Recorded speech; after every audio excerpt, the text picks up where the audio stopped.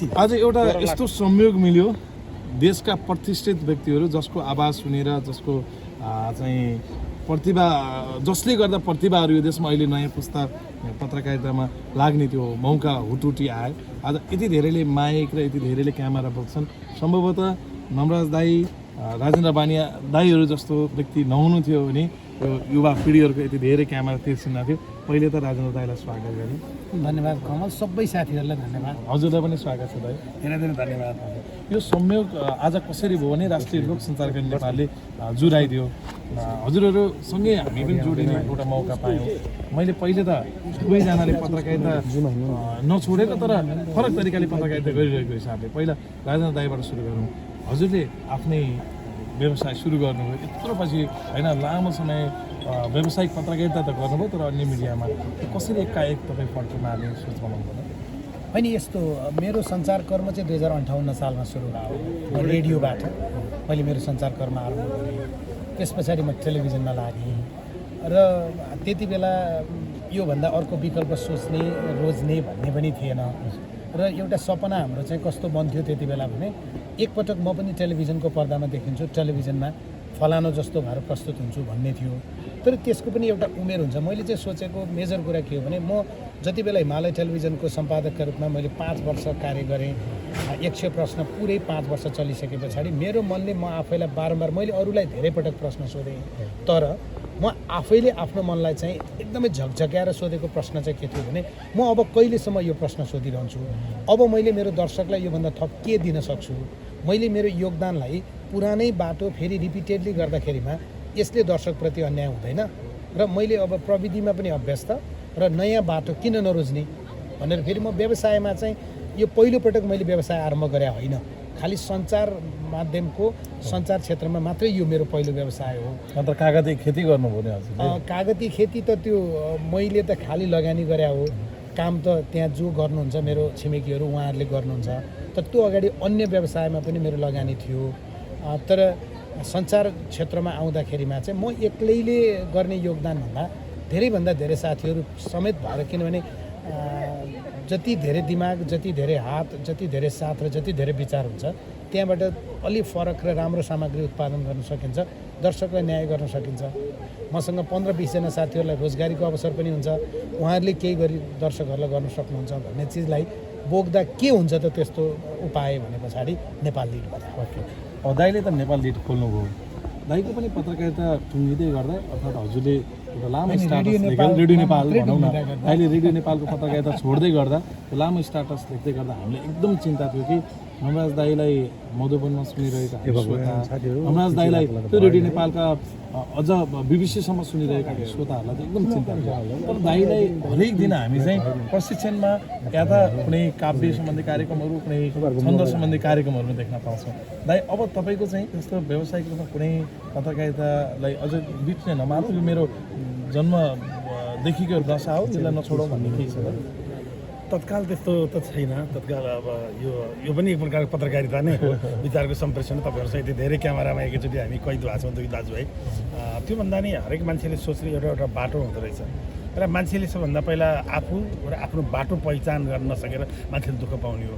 मलाई 30 वर्ष रेडियोमा गरेर 10 वर्षमा बिबिसीमा गरिसकेपछि अहिले मलाई के लागिरहेको छ भने मेरो कर्म चाहिँ, मेरो जिन्दगी यो मुलुकलाई चाहिँ मैले काव्य लेखेरै गर्न सक्छु, मैले महाकाव्यको बाटोबाटै दिन सक्छु भन्ने, त्यो पनि एउटा गम्भीर सञ्चार हो भन्ने लागेर मैले 4वटा महाकाव्य लेखेँ, अग्निमा मदन पुरस्कार प्राप्त गरेँ।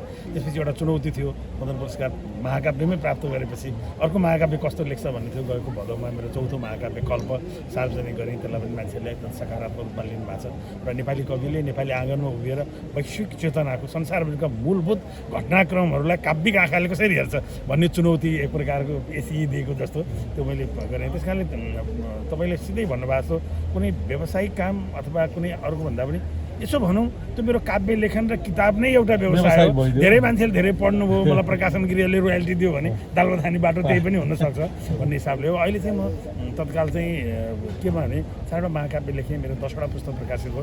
अहिले 40 साल फागुनमा 8 कक्षा पढ्न काठमाडौँ आएको नवराज हुन्साल, उसले चाहिँ काठमाडौँमा 42 वर्ष बितायो।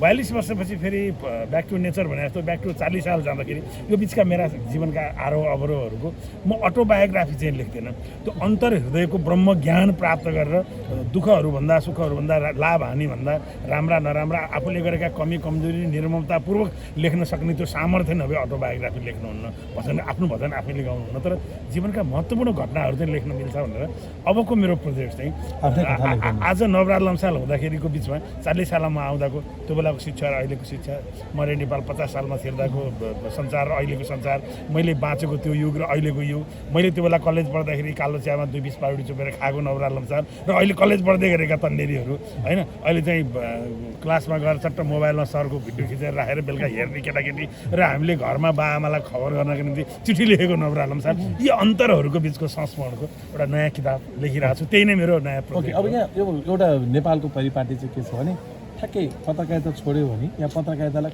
केही हिट माऱ्यो भने राजनीतितिर आइहाल्ने नेता बनिहाल्ने त्यस्तै परे बरु पत्रकारिता छोडिहाल्ने अनि राजनीतिमा जाने प्रचलन छ हजुरलाई सोध्छु दाइले त अब फेरि आफ्नै खोलिसक्नुभयो त्यस्तो केही सोच्नु किनकि हजुरले अघि भन्नुभयो मैले 20 वर्ष अगाडि नै यो पार्टीको झोला बोक्न छोडेँ भनेर प्रशिक्षणमा हामी प्रशिक्षार्थीहरूलाई भन्नुभयो त्यस्तो केही बिचमा सोच्नुभयो हजुरले नेता बन्ने राम्रो फुटबलको नियम राम्रोसँग जानेको हर मान्छे फुटबल खेलाडी भइरहनु जरुरी छैन क्रिकेट राम्रोसँग जानेको हर मान्छेले क्रिकेट खेलिरहनु जरुरी छैन म पोलिटिक्स बुझ्दछु पोलिटिक्स जान्दछु मलाई 40 सालमा काठमाडौँ आउँदाखेरि 40-42 तिरै राजनीतिक कारणले 10 कक्षा पढ्दै पुलिस कस्टडी गएको दिनदेखि 82 सालसम्म आउँदाको नेपालको राजनीतिक सबै कुरा थाहा छ र नेपालमा बीबीसीमा सबै बस्दा सबै नेताहरूसँग अन्तर्वार्ता अथवा गरेको न्युज पढेको सबै अनुभव छ तर मलाई तपाईँले कवि नवराज लम्साल भन्दा पर कुनै पार्टीको झन्डा बोकेर मञ्चमा उभिरहेको कुनै पार्टीको बारेमा एकदम भाषण दिएर यो ठिक यो बेठी भनेर गाली गरिरहेको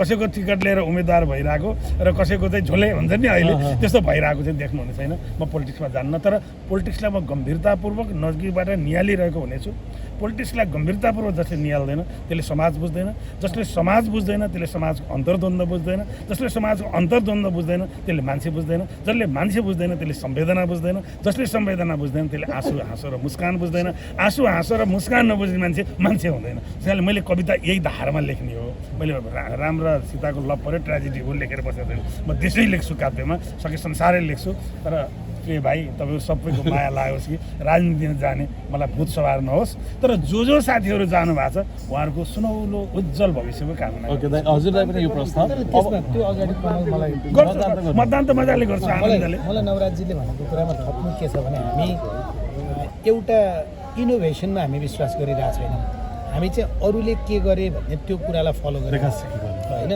मैले यो प्रशिक्षणको क्रममा पनि भनेको थिएँ हामी एकदमै धेरै भारतको विभिन्न अभ्यासहरूलाई हामी कहाँ फलो गर्छौँ भारतमा भारतीय चलचित्रका धेरै नायक नायिकाहरू राजनीतिमा गए या उनीहरू सञ्चारकर्मबाट राजनीतिमा गए या भारतको पत्रकारिता कुनै न कुनै रूपमा सत्तासँग नजिक बस्दाखेरिमा फोस्टरिङ हुने र सत्तालाई प्रश्न गर्दाखेरिमा उनीहरू चाहिँ चपरी मुनिको बास हुनुपर्ने जुन बाटोबाट गयो नेपालमा पनि पछिल्लो दिनमा मलाई चाहिँ त्यो सञ्चारकर्मको उहाँको भन्दा मेरो अलि पछाडिदेखि मैले सञ्चारकर्म आरम्भ गरेको एक्टिभ जीवनको तर हामी चाहिँ व्यावसायिक सञ्चारकर्म छोडेर देख्दा आवरणमा हामीले लगाएको कोट चाहिँ सञ्चारकर्मीको छ पत्रकारको छ तर कुनै दलको लागि काम गरिरहेछ कुनै नेताको लागि काम गरिरहेछ र पहिले अनुमान लाउन सकिन्छ कि अबको केही वर्षपछि यो फलानु दलमा जान्छ र यो फलानु दलबाट चुनाव उठ्छ या यसले राजनीतिक नियुक्ति खान्छ हामी यसमा प्रष्ट हुन जरुरी छ यसरी चिनिने मान्छेहरू ती राजनीतिक दलका कार्यकर्ता हुन् तिनीहरू पत्रकारिताको आवरणमा व्यावसायिक पत्रकारिताको मर्म र धर्म मारिरहेका छन् त्यस्ता मानिस र त्यस्ता कृत्यहरूबाट हामी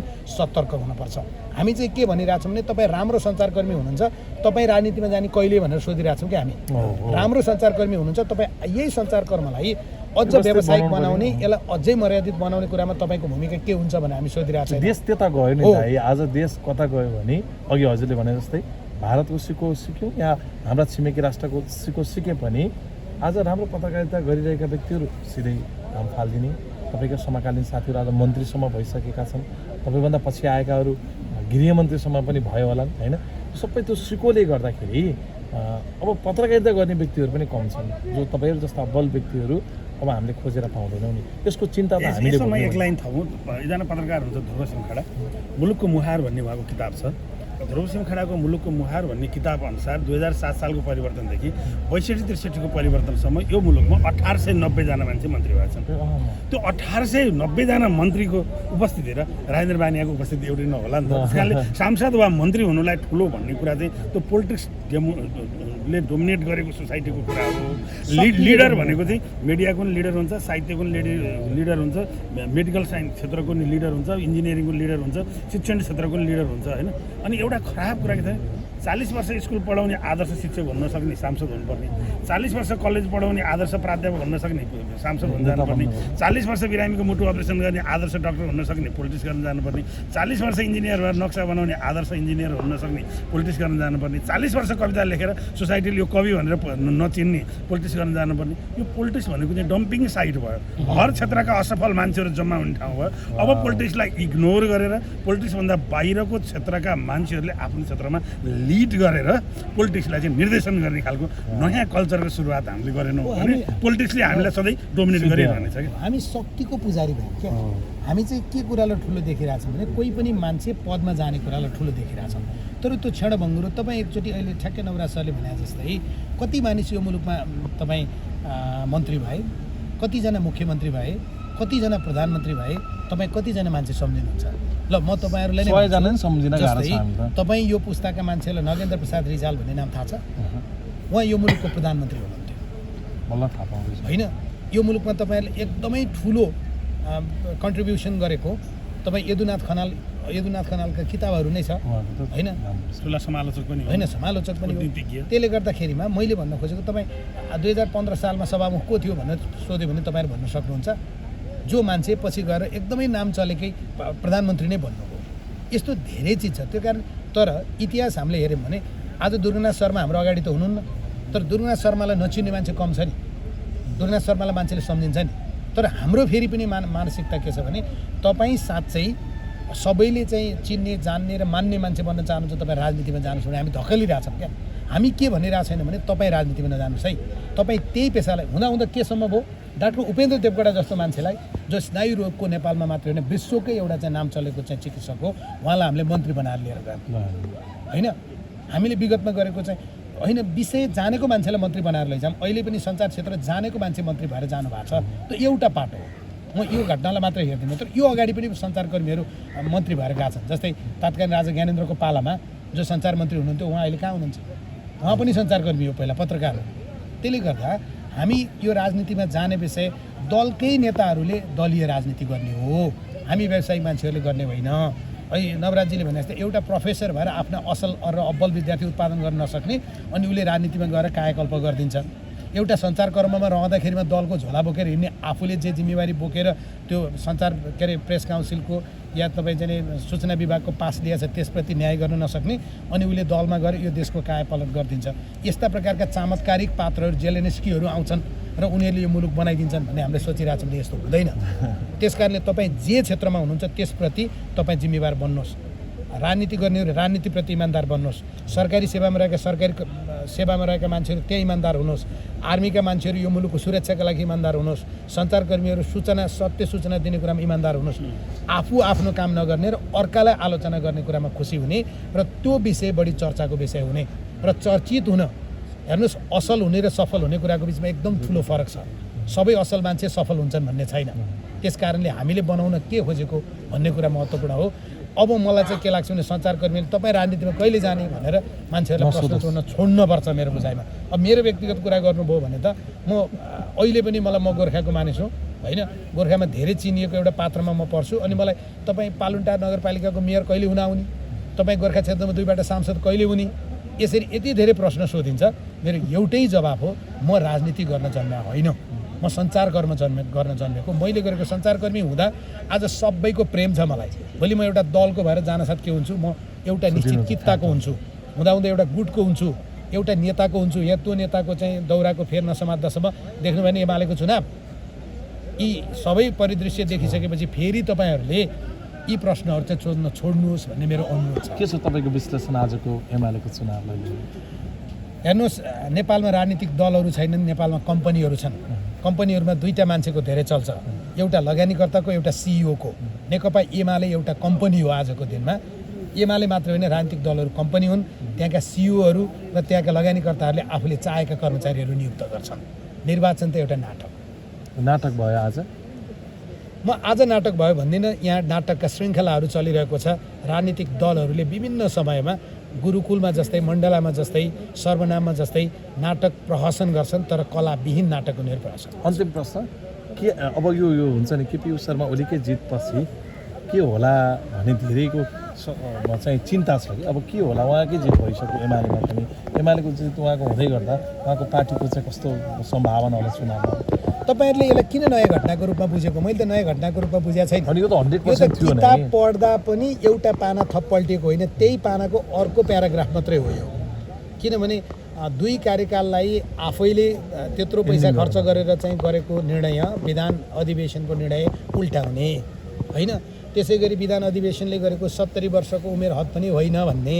फेरि अर्कोचोटि सच्याउने पदाधिकारीको सङ्ख्या 25लाई के अरे 15लाई बढाएर आफ्ना मान्छे एडजस्टमेन्ट गर्नका लागि बढाएर मान्छेहरू एडजस्ट गर्ने यो सबै चिज जे गरिँदै थियो त्यस कारण यो एमाले भन्ने राजनीतिक दल तात्विक रूपमा यो महाधिवेशन अघि र महाधिवेशन पछाडि त्यति धेरै परिवर्तित हुँदैन होला केपी ओली हिजो पनि हुनुहुन्थ्यो शङ्कर पोखरेल हिजो पनि हुनुहुन्थ्यो यसरी नै जानुहुन्छ होला भन्ने थियो निर्वाचनमा एमाले कस्तो बन्ने छ भन्ने चिजको म राजनीतिक प्रक्षेपण किन गर्दिनँ भने उहाँहरू कस्तो एजेन्डा कस्तो घोषणापत्र लिएर जानुहुन्छ मान्छे सुध्रिँदैन भन्यो भने रत्नाकर कसरी वाल्मिकी भयो भन्ने प्रश्न उठ्छ मेरो अपेक्षा छ मेरो आग्रह छ मेरो अनुरोध छ एमाले लगायतका राजनीतिक दलहरू जसलाई आज रत्नाकरको प्रतिरूप भन्छन् उनीहरू वाल्मिकी बन्दी हुन् नामै सुन्न चाहँदैनन् ओलीको अहिले मलाई ओलीको नामै सुन्न चाहँदैनन् भन्ने त्यो प्रकारको नकारात्मक भाषा त म बनाउँदिनँ त्यसो हो भने उहाँले यत्रो मत ल्याएर फेरि कसरी जित्नुभयो होइन त्यतातिर म जाँदिनँ तर राजनीतिक दलका नेताहरूप्रति जे प्रकारको जनतामा अनास्था जे प्रकारको जनतामा एउटा आक्रोश छ राजनीतिक दल र तिनका नेता यस्तो बन्नु हुँदैन उहाँहरूले जीवनभर सरकारका लागि जनताका लागि माटोका लागि नेपालका लागि हामी काम गऱ्यौँ भन्नुहुन्थ्यो अहिलेसम्म त्यति धेरै गरे देखिएन अन्तिमचोटि उहाँहरूले त्यो अवसरलाई सदुपयोग गर्नुहोस् भन्ने मेरो सुझाव छ